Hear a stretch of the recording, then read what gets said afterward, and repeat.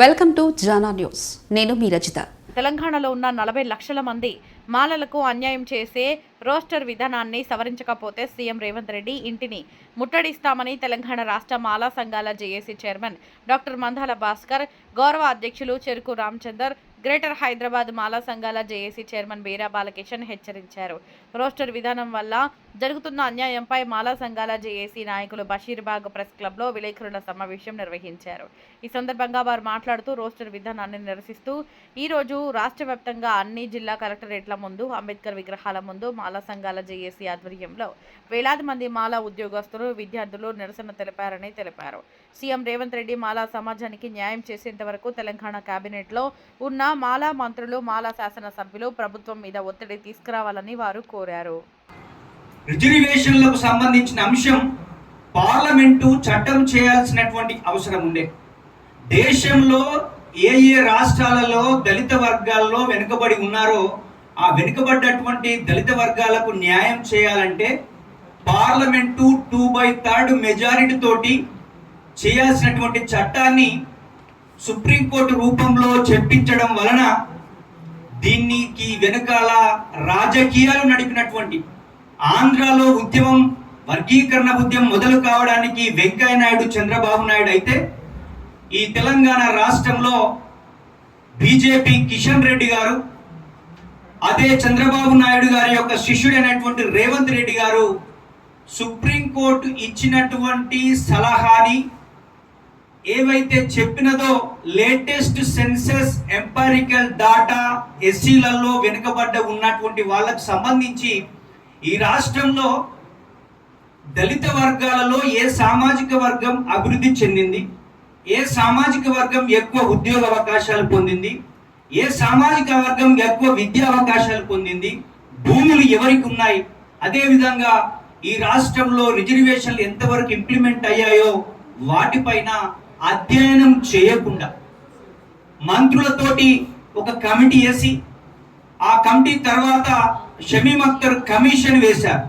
ఆ కమిషను పూర్తిగా జిల్లాలో ఉన్నటువంటి దళితుల జీవన పరిస్థితులు ఏంటి, జీవన ప్రమాణాలు ఏంటి, ఈ 75 సంవత్సరాల భారత రాజ్యాంగం అమలులో దళితులు విద్యా, ఉద్యోగ, ఆర్థిక, రాజకీయ రంగాల్లో ఎలా అభివృద్ధి చెందారో ఒక లోతైనటువంటి అధ్యయనం చేయకుండా షమీమ్ అఖ్తర్ రిపోర్టుని రేవంత్ రెడ్డి గారు మంత్రులకు కూడా చెప్పకుండా మాల మంత్రులకు, మాల ఎమ్మెల్యేలకు, మాదిగ మంత్రులకు, మాదిగ ఎమ్మెల్యేలకు ముఖ్యంగా ఒక చారిత్రకమైనటువంటి నిర్ణయాన్ని తీసుకునేటప్పుడు ప్రతిపక్షాల యొక్క అభిప్రాయాలు తెలుసుకోకుండానే ఆయన ఒక్కడే మాల సామాజిక వర్గానికి గొంతు కోసినట్టు ఆయన రిజర్వేషన్ 5% కేటాయించడం జరిగింది.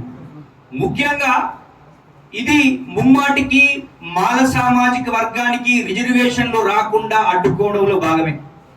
దీన్ని మేము రాజకీయ కోణంలోనే చూస్తున్నాం. ఈ తెలుగు నేల మీద ఏ సామాజిక ఉద్యమమైనా, ఏ విప్లవ ఉద్యమైనా, ఏ సంస్కరణ ఉద్యమైనా, రాజ్యాధికార ఉద్యమైనా మాల సామాజిక వర్గమే ముందు వరుసలో ఉండి త్యాగాలు చేసినటువంటి చరిత్ర ఉంది. మరి నేనెందుకు చెప్తానంటే మాల సామాజిక వర్గాన్ని రాజకీయంగా, ఆర్థికంగా అణిచివేయడానికి పన్నిన చంద్రబాబు నాయుడు, టీడీపీ పన్నినటువంటి కుట్రలో అదే స్కూల్ నుంచి వచ్చినటువంటి రేవంత్ రెడ్డి గారు మాల సామాజిక వర్గానికి అన్యాయం చేశాడని మేము భావిస్తా ఉన్నాం.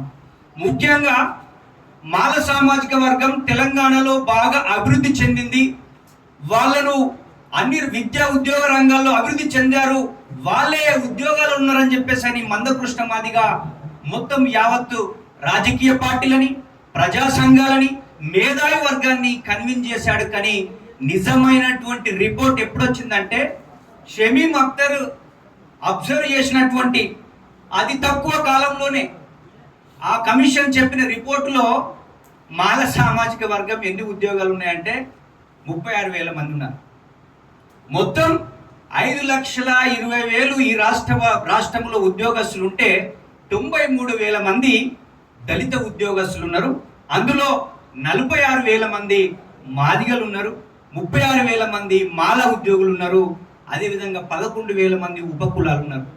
ఆ 36,000 మందిలో 15,000 మంది ఆంధ్ర ప్రాంతానికి సంబంధించిన వాళ్ళు ఉన్నారు. అంటే మాల సామాజిక వర్గం 21,000 ఉద్యోగస్తులే ఉన్నారు. అంటే తెలంగాణలో మాదిగలు వెనుకబడ్డారా, మాలలు వెనుకబడ్డారా అనే విషయాన్ని నేను మీడియాకు తెలియజెప్పదలుచుకున్నాను. గౌరవ ముఖ్యమంత్రి రేవంత్ రెడ్డి గారు మాలల మీద చూపినటువంటి కక్షకు, మాలల మీద చూపినటువంటి ఈర్ష్యకు వ్యతిరేకంగా ఇలా మాల సంఘాల జేఏసీ పనిచేస్తూ ఉందనే మాట మీ అందరికీ కూడా విజ్ఞప్తి చేస్తూ ఉన్నాం. మరి మా తెలంగాణ రాష్ట్రంలో అన్ని విశ్వవిద్యాలయాల్లో మా మాల విద్యార్థులందరికీ కూడా అన్యాయం చేస్తున్నటువంటి రేవంత్ రెడ్డి గారి చర్యలకు నిరసనగా, మాల ఉద్యోగులకు రోస్టర్ విధానం వల్ల జరిగే నష్టాన్ని మరి పూడ్చడానికి పోరాటం చేస్తున్న మాల సంఘాలను చేసి మరి ముఖ్యమంత్రి రేవంత్ రెడ్డి గారికి ఎందుకో మరి ఈరోజు మాలల మీద పూర్తిగా కక్ష పెంచుకున్నాడు. మరి మాకు అర్థమవుతా ఉన్నది, తెలంగాణ రాష్ట్రంలో కాంగ్రెస్ పార్టీని గెలిపించడానికి ఏదైతే ప్రయత్నం చేసిందో మాల సంఘాలన్నీ కూడా మరి దానికి రివెంజ్గా మరి రేవంత్ రెడ్డి గారు మరి ఎక్కడ మాకు మాలలో ఉన్నటువంటి బట్టి విక్రమార్క గారు ఎక్కడ ముఖ్యమంత్రికి అడ్డం వస్తాడో, ఎక్కడ వివేక్ గారు మాకు అడ్డం వస్తాడని చెప్పి తెలివిగా మాల మంత్రులను, మాల ఎమ్మెల్యేలను అందరినీ కూడా దబాయించి బెదిరించి మరి మాల సంఘాలకు పూర్తిగా, మాల సమాజానికి పూర్తిగా అన్యాయం చేస్తున్నటువంటి మాట ఈ సందర్భంగా తెలంగాణ ప్రజానీకానికి తెలియజేస్తా ఉన్నాం. మొన్న 99 జీవో ప్రకారం ఏప్రిల్ 14లో అందరూ పండుగ చేసుకుంటాం దళిత జాతి అంతా కూడా. మరి ఆ రోజు ఏప్రిల్ 14 రోజు మరి దళితులను నిలువున చీల్చి మరి దళితులలో ఉన్నటువంటి తారతమ్యాలను ప్రపంచానికి మరి చూపించి మరి అందరినీ కూడా అనలదొక్కి ముఖ్యంగా మాల సామాజిక వర్గానికి గ్రూప్ 3లో చేర్చి 26 కులాలకు పూర్తిగా అన్యాయం చేస్తున్నటువంటి ఈ ముఖ్యమంత్రి నిరంకుశ వైఖరికి నిరసనగా తెలంగాణ మాల సమాజం అంతా కూడా ఈ రోజు తెలంగాణ రాష్ట్ర వ్యాప్తంగా అన్ని జిల్లా కలెక్టరేట్ల వద్ద ఇలా నిరసన ప్రదర్శనలు చేస్తూ ఉన్నాయి. మరి అన్ని అంబేద్కర్ విగ్రహాల దగ్గర మా మాల సమాజం అంతా కూడా ఇలా నిరసన జరుపుతా ఉంది ఈ ముఖ్యమంత్రి చర్యకు నిరసనగా. మరి ముఖ్యమంత్రి గారు మరి మీరు ఈ రాష్ట్రంలో ఏమైనా మాలల మీద కక్ష పెంచుకుంటే మరి మీరు పోరాటానికి సిద్ధంగా ఉండాలి, కానీ అనవసరంగా మా మాల విద్యార్థుల భవిష్యత్తును నాశనం చేస్తే తీవ్ర ప్రతిఘటన ఉంటుందనే మాట మీ అందరూ కూడా విజ్ఞప్తి చేస్తూ ఉన్నాం. మొన్న మా మాల సంఘాల జేఏసీ అంతా కూడా మొన్న కాళోజీ నారాయణరావు యూనివర్సిటీకి వెళ్ళాం.